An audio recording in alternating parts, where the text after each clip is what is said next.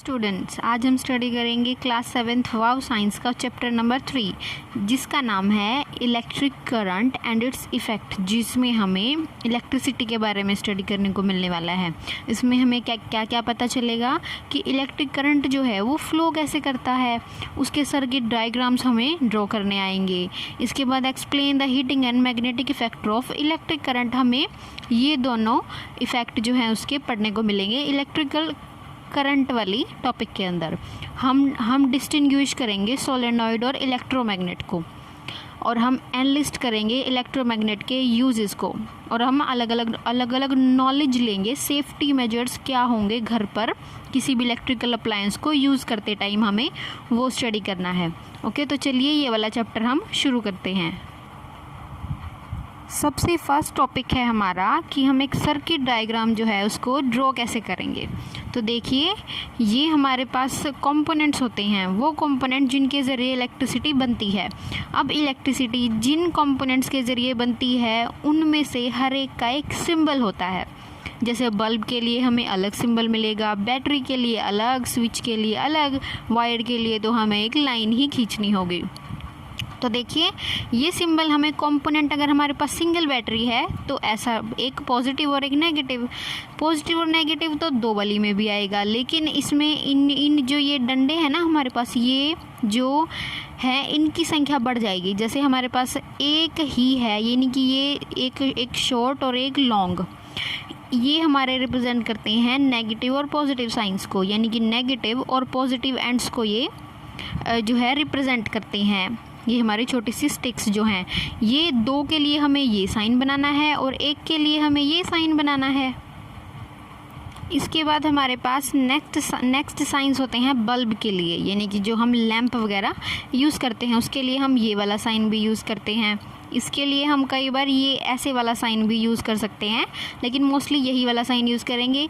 ये हमारे लिए एक स्विच है, स्विच का साइन हमने ऐसे लेना है, या ओपन या फिर क्लोज। इसके बाद है वायर्स की, कनेक्टिंग वायर्स जो है वो किस तरीके से हमें ज्वाइन करनी है। ये विदाउट जॉइंट है, देखो इनमें कोई एंड नहीं है, मतलब दोनों जो हैं ओपन हैं। इसमें देखेंगे ये एंड जो है इसका जुड़ा हुआ है, क्लोज एंड है इसका। इसको हम इस तरीके से ड्रॉ करेंगे कि जो हमारा एंड है वो जुड़े हुए हैं, ये हमारे कटे हुए हैं, जॉइन नहीं है, ये जॉइन है। इसमें बीच में डॉट लगा के हमने इसको रिप्रेजेंट करना है। इसी नेक्स्ट हमारे पास टॉपिक आएगा कि सर्किट डायग्राम को हमने बहुत अच्छे से ड्रॉ करना है। ये सारे जो सिंबल्स और कंपोनेंट्स हैं ये आपने अपनी नोटबुक में ड्रॉ करने हैं। तो देखिए, वायर्स के बीच में कोई गैप नहीं होना चाहिए, यानी कि वायर जो हैं वो कॉन्टिन्यूसली होनी चाहिए लाइन के अंदर, यानी कि उनमें कोई भी गैप नहीं होना चाहिए। तो there should be an energy source, उसमें कोई ना कोई एनर्जी सोर्स ज़रूर होना चाहिए, नहीं तो हमारी इलेक्ट्रिसिटी कहाँ से आएगी जब उसमें एनर्जी ही नहीं होगी। तो इससे नेक्स्ट टॉपिक है हमारा how does an electric current flow in a circuit. एक सर्किट के अंदर से इलेक्ट्रिक करंट फ्लो कैसे करता है। हमें पता है कि एनर्जी जो है वो हायर लेवल से लोअर लेवल तक जाती है, सेम इलेक्ट्रिसिटी में भी होता है। इलेक्ट्रिक एनर्जी जो है वो हायर लेवल से लोअर लेवल की तरफ फ्लो करती है। तो इसमें क्या होता है, ये चार्जेस की फॉर्म में मूव करती है, यानी कि पॉजिटिव चार्ज और नेगेटिव चार्ज। जो हमारा पॉजिटिव चार्ज है वो हायर पोटेंशियल पर होता है, और जो नेगेटिव है वो हमारा लोअर पोटेंशियल एनर्जी होती है इसमें। और ये हमारी बैटरी है, ये हमारी स्विच है, ये हमारा लाइट बल्ब है। ये स्विच जब जुड़ा हुआ होगा तो बल्ब है हमारा ग्लो करेगा, और नहीं जुड़ा होगा तो ग्लो नहीं करेगा। तो the charges flow when the electric circuit is closed, यानी कि इलेक्ट्रिक करंट फ्लो होता है जब हमारा जो है सर्किट जो है वो पूरा बंद है। अगर कहीं से भी ओपन हो जाएगा तो इलेक्ट्रिसिटी फ्लो नहीं हो पाएगी। तो देखिए, जो इन दोनों एनर्जीज़ के बीच में डिफरेंस है, क्योंकि बिना डिफरेंस के तो ये फ़्लो ही नहीं करेगी। जब ये बीच में जो डिफरेंस होता है ना दोनों एंड्स के बीच में, इन दोनों की एनर्जी के बीच में जो भी डिफरेंस है उसको हम कहेंगे पोटेंशियल डिफरेंस और वोल्टेज, या फिर हम इसको वोल्टेज बोलेंगे। इसकी एसआई यूनिट होती है वोल्ट, यानी कि इतने वोल्ट का इसमें पोटेंशियल डिफरेंस है, इतने वोल्टेज का इसमें करंट है, ऐसा भी हम बोल सकते हैं। इसके बाद पोटेंशियल डिफरेंस है, इसको हम वोल्ट मीटर के ज़रिए माप सकते हैं। इसको किसके ज़रिए माप सकते हैं, वोल्ट मीटर के ज़रिए। नेक्स्ट टॉपिक है हमारे पास effects of electric current. Electric current के इफ़ेक्ट क्या क्या होने वाले हैं जब किसी भी अप्लायंस में से इलेक्ट्रिसिटी हम पास कराएंगे, यानी कि जो हमारी डेली लाइफ में अप्लायंसेज हैं उनके बारे में स्टडी करेंगे हम। तो उसमें 3 तरीके के इफ़ेक्ट होते हैं जो आज हमारे टॉपिक हैं, हीटिंग इफ़ेक्ट और मैग्नेटिक इफ़ेक्ट। ये दोनों इफ़ेक्ट जो हैं ये इन दोनों को हम स्टडी करेंगे आज। केमिकल इफ़ेक्ट अभी हमारे इस वाले लेसन में नहीं है। तो heating effect of electric current.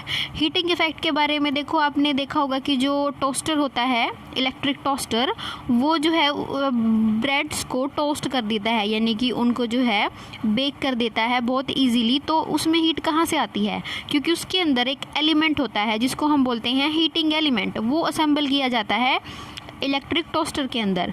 तो जब हम स्विच ऑन करते हैं टोस्टर का, तो इलेक्ट्रिक करंट पास करता है उसी हीटिंग एलिमेंट में से, और टोस्टर जो है वो हीट अप हो जाता है, जिससे क्या होता है, हमारे ब्रेड जो है वो टेस्टी बन जाते हैं। इसके बाद हम देखेंगे एक बल्ब के बारे में। बल्ब में भी ऐसा ही होता है। इसके अंदर जो टाइनी फिलामेंट्स, बहुत ही पतली पतली तारें होती हैं, जब उनके अंदर से इलेक्ट्रिसिटी पास कराई जाती है तो क्या होता है, वो हीट अप हो जाती हैं। वो इतनी हीट अप हो जाती हैं कि उनमें से वो ग्लो करने लगता है बल्ब लाइट।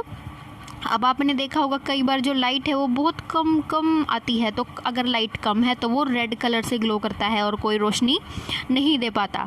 लेकिन जब वो फुल लाइट में होता है तो वो बहुत ही अच्छे से ग्लो करता है। तो आपने देखा होगा कि कई बार जगहों पर रेस्टोरेंट वगैरह में फूड को गर्म रखने के लिए इनकैंडेसेंट बल्ब्स का यूज़ किया जाता है।